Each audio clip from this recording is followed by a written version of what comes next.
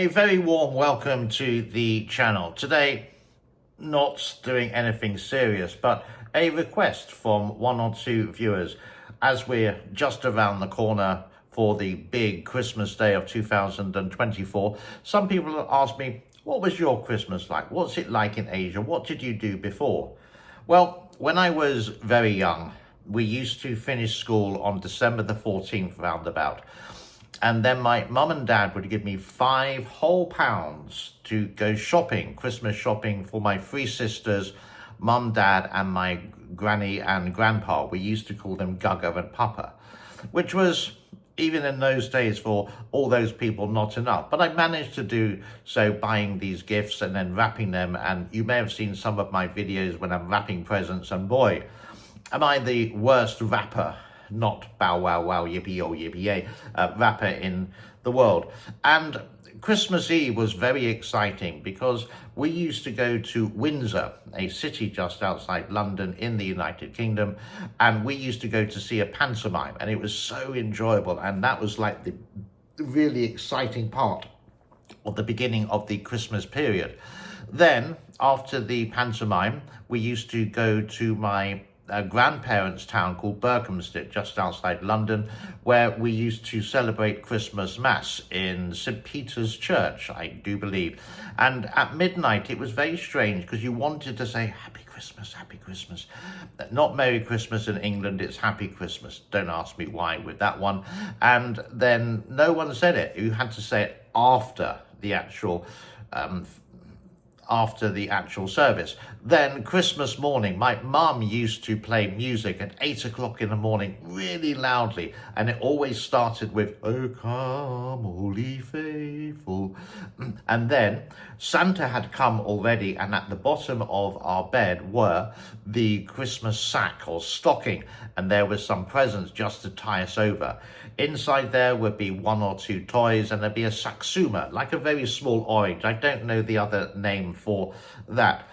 Then my grandparents used to come round about 1 o'clock, and they would sit down with my parents and have a glass of sherry, and we were just waiting for the Christmas lunch we had. We used to have it quite late, and there were 8 people around the dining table. Yep, turkey with all the trimmings, with the roast potatoes and the vegetables, etc. Then the Christmas cake, where you used to put brandy on the top and then set it fire. It was actually quite delicious. Then after that, my sisters and I cleaned all the table, did put things in the dishwasher. Then we went into the living room where the Christmas tree was, and we started opening the presents. Now, one of us used to be the postman, giving the presents to each person, and it used to be one by one. One person used to open and go, "Oh, that's inside," etc., etc. Then at the end of the day, maybe there was a movie, or I would go upstairs with all my new presents and play with them, then come down at 7 or 8 o'clock in the evening, and there was some kind of great movie on TV. In those days in the United Kingdom, there were only like 3 channels, but the TV was, you could say, really high quality compared to some of the crap which comes out today. And that was my Christmas as a child. The next day was Boxing Day, where nothing really happened. And the next celebration was New Year's Eve, where we used to go to my second uncle's house. He had a massive house and had this huge party for 70 people inside his house that used to go until about 4 o'clock in the morning. Great, fantastic times. Then I started to work overseas. I remember my very first Christmas away from home. I was in the Casablanca Sheraton in Morocco, and Christmas Day doesn't exist. I remember working Christmas Eve. It was just a quiet night. It was a normal night. No one there saying Happy Christmas. Luckily, I knew some of the dancers who worked in the next hotel down the road, maybe like 50 or 60 meters. And they knew some of the American Marines looking after the embassy in Casablanca. And we managed to get the roast turkey, of course, from them. We went to their house, and then everything felt Christmassy, but it was strange because it was my first Christmas away. I remember in the morning actually telephoning my mum and actually crying down the phone because this was my first Christmas alone. After that, it was sort of in Where was I next? Next Christmas I was in Oman, and the next Christmas was 1992. I was back home, and that was the best Christmas ever, because actually it's quite sad in a way, but the happiest, because I've been away for 2 years without Christmas, and then I had this luxury of Christmas, and I really, really enjoyed it.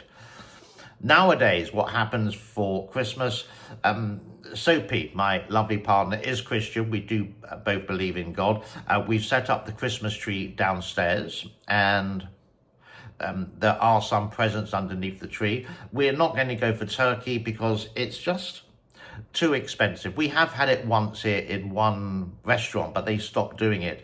And if you want the Christmas Day lunch, it costs like $100 per person in a 5-star hotel.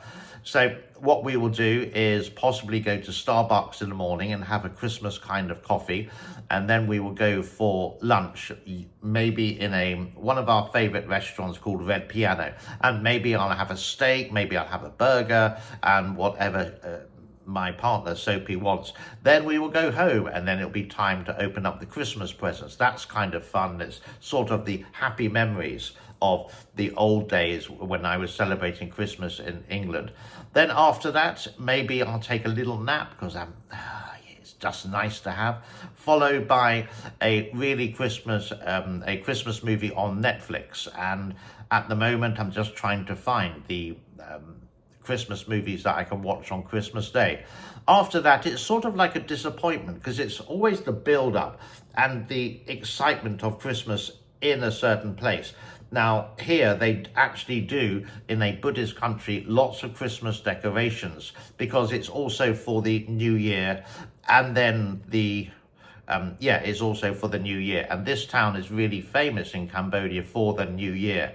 It is the city centre on New Year's Eve, New Year's Day, around about 2, maybe 3 million people, and it's just overcrowded. It's exciting. I've done it once, but because it's overcrowding, I really don't want to do it again. So New Year's Eve, we will actually spend at home. Maybe I can have some whiskey or some Jack Daniels and mix it with some soda water and maybe Coca-Cola. Yeah, I know, sorry, but it's just my tipple that I enjoy. And that basically is my Christmas, what it was like before, what it is in the present and in the future. I really don't have any plans to move back to the UK. I don't have anything there. It'll be like starting in a brand new country for me. And I'm very happy in Cambodia, where everything is just really convenient. The cost of living is not low, and I can have a really nice Christmas for something not too expensive, but not to be stingy, and enjoy the actual Christmas period, which you can do very well in this country, Siem Reap, Cambodia. And that is my Christmas past, present, and the future. The future, I think I will be here. Let me wish you a Merry Christmas if I don't do it in the future. I'm doing it right now. And a Happy New Year.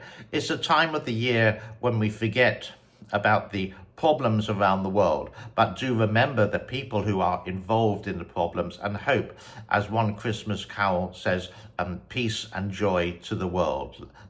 As John Lennon said, this is Christmas, war is over, related to what happened way back in World War I do believe, but don't quote me on that. Now I'm rambling. Everyone, have a great, fantastic, merry and happy Christmas. God bless to all. Thank you.